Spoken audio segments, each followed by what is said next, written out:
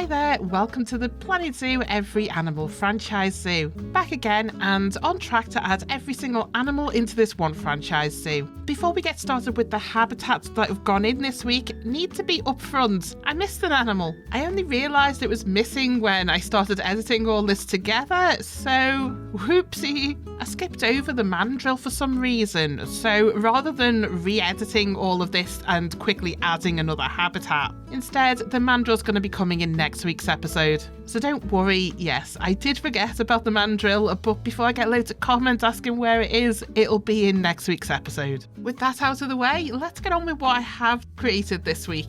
A change from the norm today, we're starting off with an exhibit species. Could have put this in last week, but I didn't look far enough ahead on the Zoopedia to see that it was another exhibit species coming up after the iguana that we added at the end of last week's episode. Hey ho, here we've got the Mexican Red Knee Tarantula. It's a spider warning for those sensitive to spiders. Doesn't look like it's got red knees, so I'm assuming that's what your own knee looks like if it bites you. So that's yet another spider in. Time to move on to our first habitat for today. It's the moose. You can get away with just 2 of them in the enclosure, although they do need quite a bit of space, so gonna have to get creative with that. So my idea for the moose is there's gonna be this big lake in the habitat.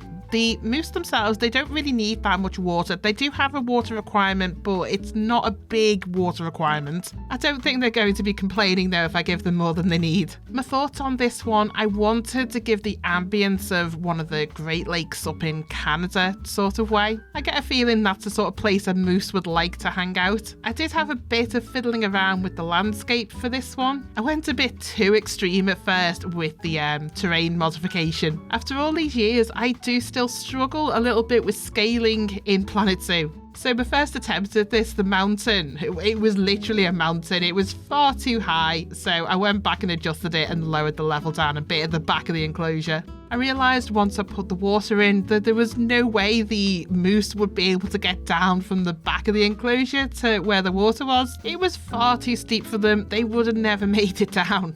If you have a good eye for detail, you may spot occasionally in the speed builds that have the scarecrow enrichment item dotted about in the background. That's what I used to get a reference on scaling. I spotted that the scarecrow is the exact same height and proportions of the people in Planet Zoo, so it's really good to use that as a reference to make sure I'm not making stuff too big. That being said, the moose are way bigger than I ever thought they would be in this game. Granted, I've never got up close and personal with a moose in real life, but I didn't think they would be as big as they are. So it was good that I knew that before I started building this habitat so that I could accommodate for them. Navigation around a habitat depends on the animal's hitbox, and the bigger they are, the bigger the hitbox. So I didn't go into too much fancy detail for this habitat. I wanted to make sure that the mooses could get around it okay.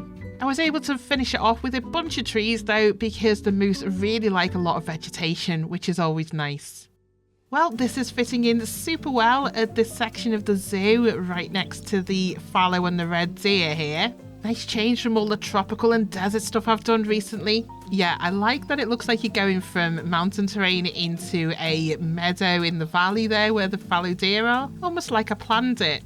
I didn't, but it looks like I did. But yeah, this is far too much water for the moose, way more water than you need, but I was going for an ambience here and that required a lake.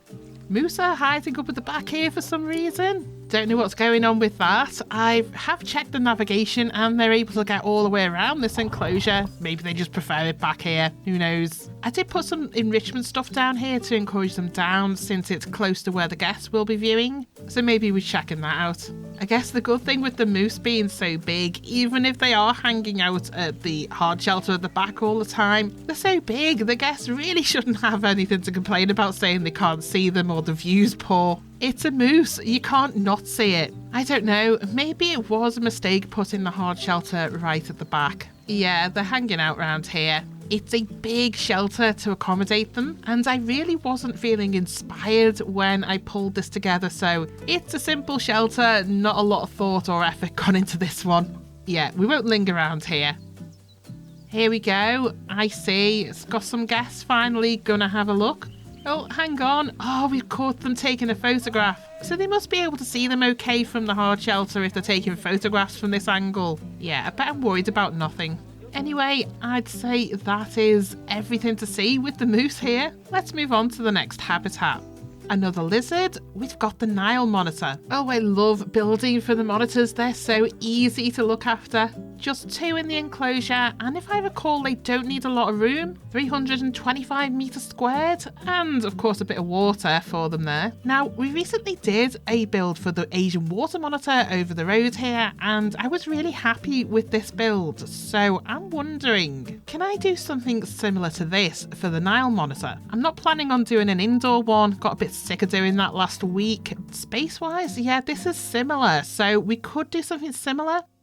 The concept for this habitat is making a walkthrough enclosure with a non-walkthrough animal. This is a nifty idea that you can put into place when you've got an animal that's a confident species and they don't mind if there's guests on the pathing all the way around them. Even better when it's an animal that can swim. That way you can make a path that goes over the water and the animals will swim happily underneath it and not impeded by the guests walking on the path above them. The only issue making an enclosure in this type of way is it's super fiddly. Believe me, editing this video down, I think I've deleted about 2 hours worth of footage of me fiddling with the pathing here. The problem is I only make these occasionally and I always forget what the rules are and the workarounds you have to go through to get it to work properly. I always forget you've got to have the path raised a little bit above the water, otherwise the animals can't pass underneath it. And you have to put the path in before you put the water in, otherwise you'll get the terrain modification error. Do you know what? I should go and make a tutorial on this, so at least I have something to look back on and reference when I want to do my own again. Anyway, enough of me complaining about pathing. I took the time here to make the Nile Monitors their own custom hard shelter. I felt like I didn't put a lot of effort into the moose hard shelter, so once I got to the Nile Monitors, my thoughts were, yeah, put a little bit more effort in here, swans. Occasionally I'm inspired, particularly with the small animals, to make them a nice custom shelter. The larger animals, I do find that a bit overwhelming to make something custom and make it look good. It always ends up as a big shed or similar, and yeah, that's not very inspiring, is it? So I tend not to bother anymore.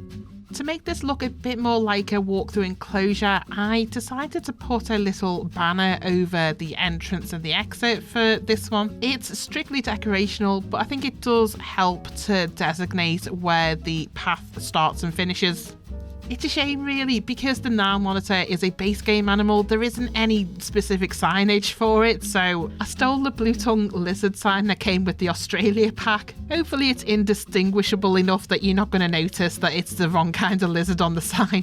Now, if you did watch me creating the Asian water monitor habitat, you may recall I made a custom fencing that went all the way around the path. That was a nightmare to put in, so instead for this one I simply changed the colour of the path to one that fit in with the build. I would love to create custom path railings for every habitat, but it's really fiddly work and rather soul destroying after you've done 1 or 2, so I have to leave a good break in between the ones I try for that. Something I did do for this build that is custom, due to the way this habitat's laid out, there was areas that were inaccessible for the keeper. Keepers are quite happy traversing over all matter of terrain. I've seen them walk up crazy rocks and really steep hills that wouldn't physically be possible, but the one thing they refuse to walk through is water. So I made this fun little bridge that goes over the water and the guest pathing, which ensures the keepers can get to all areas of the habitat. As a bonus, the Nile Monitors also can path over this bridge if they wanted to use it, if they didn't want to get wet in the water. So another walkthrough, but not kind of walkthrough habitat build for today. I'm getting into a groove with these kind of habitat builds now, and I think it's a great idea. I'm sure somebody else has come up with this before me by now. But this is a new concept to me and I'm really enjoying building in this way. A little challenging at times to get the pathing right, but I think it's worth it for the end result. Something I've never built before, there's a little bridge that goes over the pathing here. With the guest pathing going into the enclosure, it made an inaccessible area for the keepers to get over, and this enabled me to add some enrichment items by the guest barrier at the front there. Nile Monitors are quite happy there swimming underneath the guest path, so a nice way for the guests to see the monitors in action up close and personal without actually being in the enclosure. About the only negative, this makes the enclosure quite big so that you've got enough room for the pathing and looks a bit weird when we've only got 2 monitors in here at the moment. Anyway, let's take a quick look at the custom hard shelter I made for the monitors. Nice and open so guests can have a good peer in there if they want to. Only problem with this, I had to take out a glass window that was at the front here because the monitors couldn't navigate to this corner through the rocks otherwise. Anyway, that's the Nile monitors now into the zoo. Very fun build, and yeah, I'll definitely do a tutorial on how to make these since it can be a little fiddly. Right, on to the next animal. 9-banded armadillo, so another desert build. No interspecies enrichment, so these will be on their own. A tiny enclosure for a tiny animal. My favourite. Okay, so 9-banded armadillo. I cheated a little bit with this enclosure. It's just a copy of the hard shelter that I made for the Nile monitors next door. It was too easy not to. Similar to the African crested porcupine that I built for a couple of weeks ago, the armadillos are a really easy build. I think the armadillos have one of the smallest space requirements in the game, and it's really nice to see that they don't need a lot of room. It does feel like they've relaxed the space requirements for some small animals in the later DLCs, so you can build this like it's almost a larger exhibit space sort of thing. It's just a shame we can't do similar for animals like the tortoises in game. I feel like they require a lot more space than they would in real life. Or maybe I'm just getting better at making the small habitats look small. I'd have to do a size comparison of the tortoise enclosure to check. Anyway, only downside with the armadillos, they're a shy animal, so you've got to be careful with the type of fencing you use and make sure they're not going to get too stressed from the guests peering at them. In a larger enclosure, this isn't such a big problem. As long as the animals aren't getting too close to the guests, then they don't seem to get too stressed in that way. But then for the animals like the armadillo that have tiny enclosures as well, of course the guests are going to be really close to them, so you have to put these protective measures in place. To be honest, I enjoy the challenge of building for the smaller animals. I find that more fun than trying to figure out the challenge of building for the ones that need heaps of space. That's this one complete now, so let's take a look at the build. Here we are, a very nice self-contained build for the 9-banded armadillo. Super easy build since I literally just copied the hard shelter that I'd made for the Nile monitors next door. They do look good together though, so I don't mind cheating slightly with this build. Let's take a look at the armadillos then. Ah, so pretty. I absolutely love the armadillos, very sweet. When you look at them close, you can see how tiny they actually are, so it makes more sense that they have such a small enclosure. To be honest, my favourite part of this enclosure though, it's the termite mound. I love it. I had to move a bunch of rocks I put in here so that it would fit and they'd use it, but I don't mind because it's worth it. Then of course we've got this hard shelter that I custom built, not for this enclosure, but we won't talk about that. It's a multi-purpose fancy shed. Let's just leave it at that, shall we? Hey, and we've caught the guests taking photographs again. I've noticed they're more inclined to do that when you've opened a new enclosure. So the first couple of groups to view the habitat will do it, and then it trails off and it's a rare occurrence. That's everything for the armadillos, so let's move on to the next animal. Oh, this is a fun one. North American beaver. That's back into North America territory, and beavers are going to need some deep water. That'll be interesting to build. Beavers get interspecies enrichment with 2 other animals. So of course, we'll be building for all of these in the same space. So you may have noticed, you may not have noticed, I deliberately kept quiet about it because I didn't want to spoil the surprise. The shared beaver, raccoon and skunk habitat is going right next door to the moose that we built earlier, and they'll be sharing that lake that we built for the moose as well. The barrier that separates the 2 habitats, I've made that out of stone, and it has archways underneath as it goes through the lake with a mesh barrier either side. I'm just really lucky that these 2 habitats came up so close together, and I was able to put this in place without having to save them a space there. The 3 animals going in are quite small animals, but because the beavers need a lot of water in their enclosure, it makes the enclosure quite big. The moose being a large animal next door, it wasn't really a problem, but because these are tiny animals, I figured the guests are going to complain that they can't see them with a similar size enclosure. So to mitigate this, I've taken that learning from doing the Nile Monitor habitat, and I've got a guest path bridge stretching out into the lake itself. I had a concept for this and it's supposed to be a covered archway going over the path. I did fine until it got to the custom roofing. The standard 4 meter size for roofing was really fighting me on this one. To fix this, if I had less limitations with this zoo, I would have gone away and made a custom roof out of individual tile pieces. I've done that before with plenty of other builds and it looks great. Alas, the piece count on that would be horrendous, and at this stage for this zoo, I've got to be super careful on how many pieces I'm using. It would be a real shame if we failed to finish this zoo because the lag got too bad rather than the zoo just failed in itself. So every build, I am very conscious of what pieces I'm using. I don't think there's a need yet to be super restrictive, but I am avoiding excessively piece-heavy building. Good news is, I've been working on a secret side project in Planet Zoo recently, for which there's a special video going out at the weekend on that. Keep an eye out for that one, it's a good video. Anyway, working on that project made me realise there was something very wrong with my processing. I was delving back into some of my old zoos to take some stock footage, and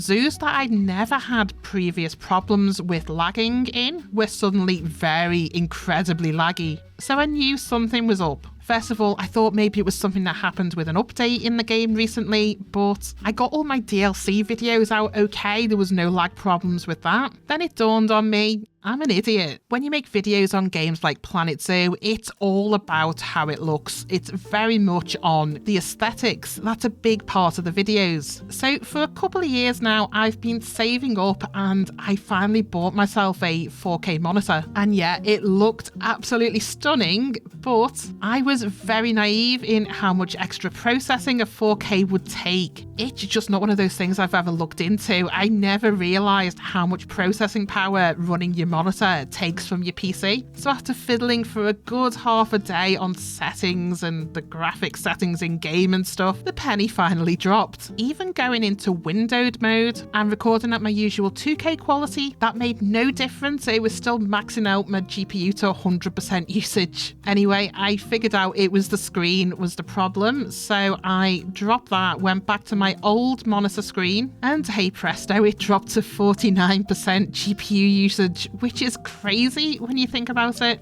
That means at least half of the processing was purely on the monitor.